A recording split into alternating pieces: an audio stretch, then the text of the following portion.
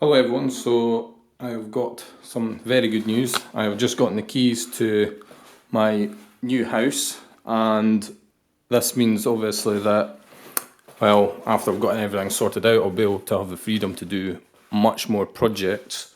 Here's my back garden. As you can see, it is a rather horrific looking jungle at the moment, mainly because the coronavirus has put a stop to most of the sort of the house moving and all that, so it held everything up. But it does need a bit of work. For example, the roof's going to be needing done soon, and this settee just looks horrible. I don't like it at all. Might just get a cover for that just now. The central heating's going to need done. That's what's known as a BACSE, gas-powered back boiler. So in the back there, behind this fire, there's actually a boiler which does all of the hot water and then feeds it to a tank upstairs. It's a very old system. They aren't particularly efficient, not near as efficient as the condenser boilers you get now. But I'll eventually have a heat pump installed also. I think there's maybe a carbon monoxide detector there whose battery is about to go dead. So the house was built in the 50s. It's a little dated, but it's definitely got potential.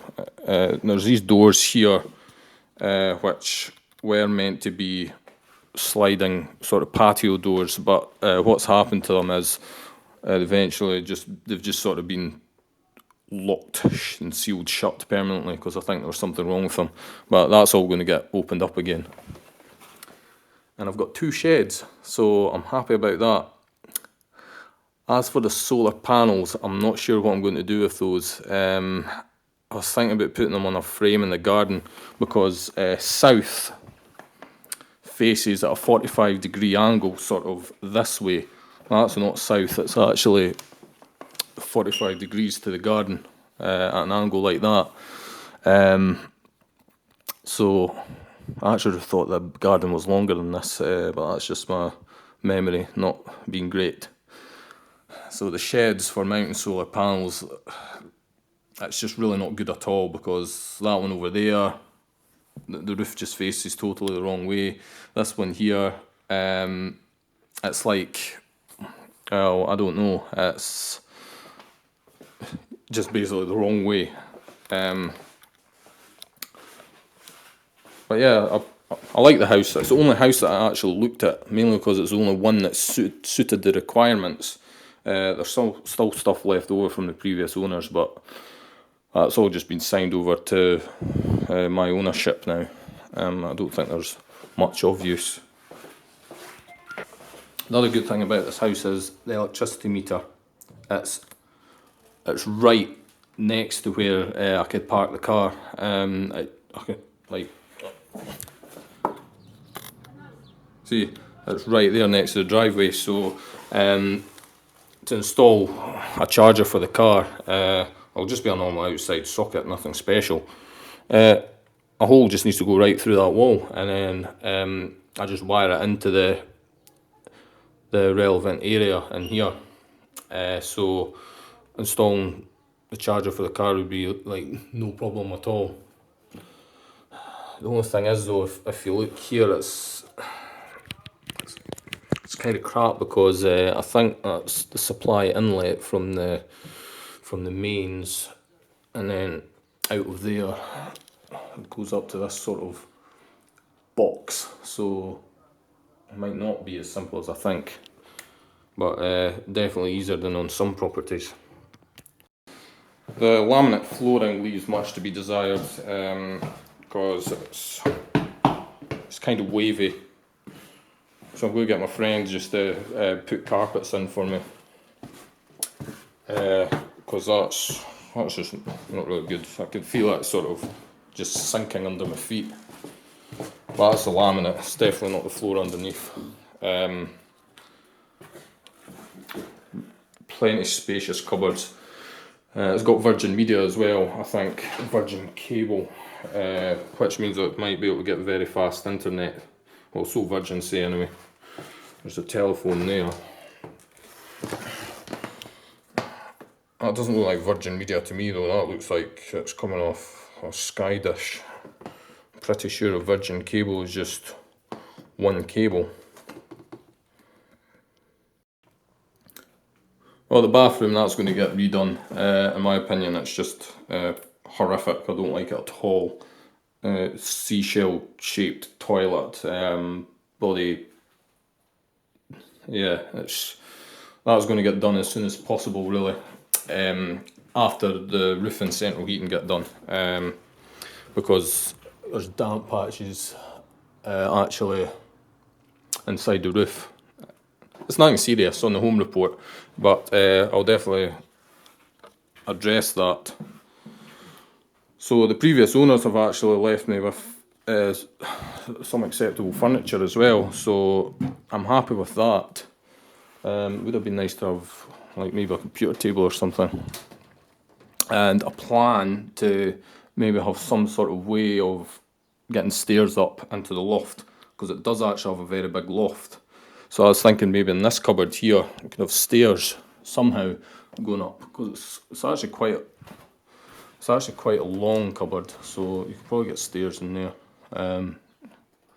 up to the loft. Just remove all this stuff. Well, there's the loft. One concern which was raised in the home report is an asbestos water tank. Now, I don't know about you, but I cannot see anything in there that looks as if it's made out of asbestos. But as you can see, in regards to the roof there, it's not anything serious, but there's actually a bit of damp coming through, so you can see the white patches there. So that will need to be addressed, and that's going to get done this year. But if you look at it, it's nice and spacious and would probably make quite a good loft conversion. There's lots of space up there. Just put the boards down over the insulation, and then that's loads of space to store stuff.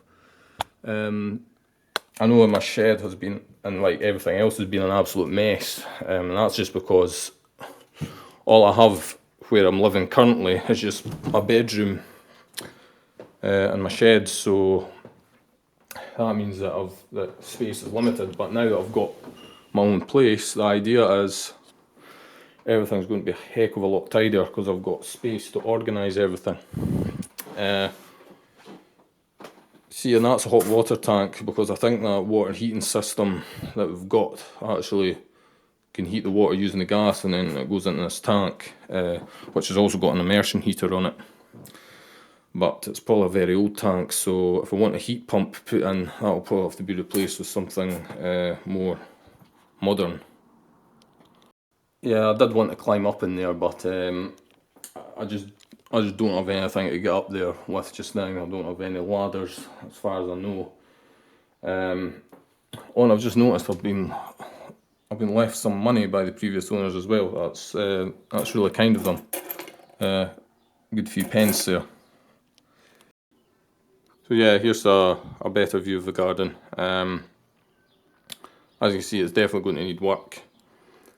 If it's okay with the neighbours and everything for me to put my solar panels just on some sort of like, I don't know, ground mounted wooden sort of structure. It's not even going to be as tall as me, that should be fine. We need to get those shrubs out of the way to be able to do that. And with them facing south, we should get more power in the summer. But the thing is, in winter, as you can see, there's just a lot of stuff, a lot of extra houses around which might block the sun in the winter. So that's my only concern. So I'm just going through things a little bit more to just see what else the previous owners have actually left me. And yeah, what is that? There's that telephone wire. Or washing line, one or the other, I don't know.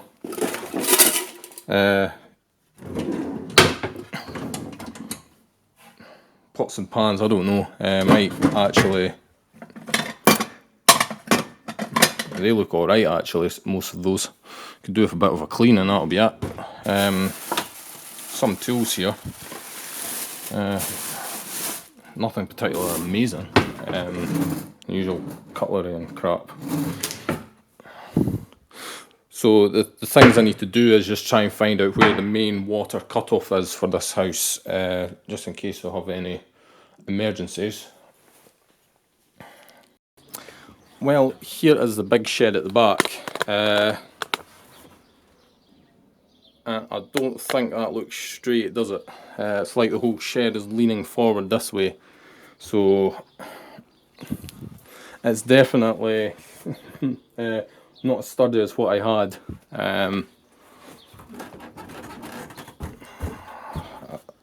The floor as well, I don't know if the floor in it's okay. So once all the dumps and tips start reopening again, I'll have to get rid of lots of this stuff, unfortunately. Well, fortunately actually, most of it looks like crap. Apart from that set of small screwdrivers. I've been needing something like that for a while. Never actually been bothered to get it.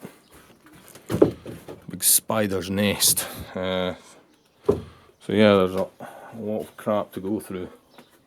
And I'll have to see about strengthening this up and trying to make the shed straight again. Because that, as it stands just now, is not really acceptable. The previous owner has run electricity into the shed, albeit rather shoddily. The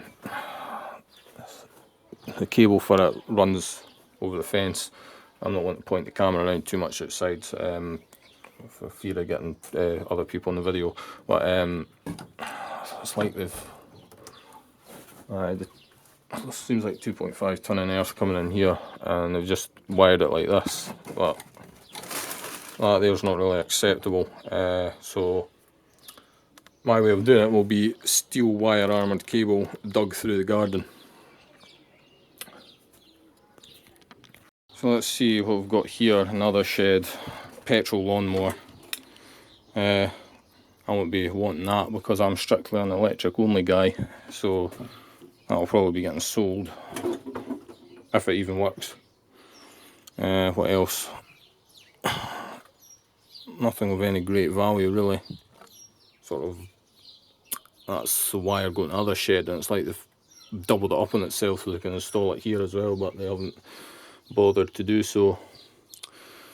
This is a creosoted shed, so it's pressure treated with creosote, so it's probably very old, but will last many years anyway. On closer inspection, the floor under the shed actually seems not too bad at all, because care was taken to raise it off the ground, so that shouldn't be too much of a problem. So as you can see, it does sort of lean to one side, so it's not ideal at all, unfortunately. So one other thing is the previous owners have fitted an outside hot and cold tap, but as you can see, that's pretty unacceptable. Soft hose like that, that's no good at all. So what I'll do is I'll plumb in proper copper pipes and solder those. Yeah, and that's where those taps come in under the sink. As you can see, it's looking kind of ropey, so that's something else that will need to be done. I still haven't found the main water shut off. I can't see it on the street, I can't see it anywhere, so I'm going to keep searching for that. Well, okay, that's the water shut off and everything found, and I'm now just starting on the important part of getting everything cleaned. And the previous owners, they've actually left so much useful things behind. I was even looking in here, and there's food, so I have some pasta and sauce, and so much cutlery and plates left as well. Cutlery and plates in there, there's stuff in here, so I'm pretty much all set to get some basic stuff done, and I don't even need to go to the shops and deal with the coronavirus queues of madness. So I'm going to just clean the kitchen. Well, this is the state of the top of the kitchen cabinets. As you can see, it's sort of this greasy stuff that's come off the cooker just from all the cooking over the years. Really, the best way to get rid of that is an actual degreaser. I've tried everything else before I found the degreaser, and it just wasn't that effective at all, but this stuff just seems to cut through it pretty well. Well, there's maybe not any obvious improvement just now, but as you can see, I've sort of cleaned everything up here as best I can. Cleaned that too, so I'm going to just head off home just now and continue off tomorrow morning. And the previous owner was kind enough to leave one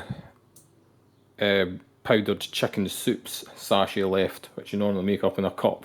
So I made that up in the cooker, and it was like 6 months out of date, but it's powder stuff, so if there's more videos coming, then you'll know that I'm still alive.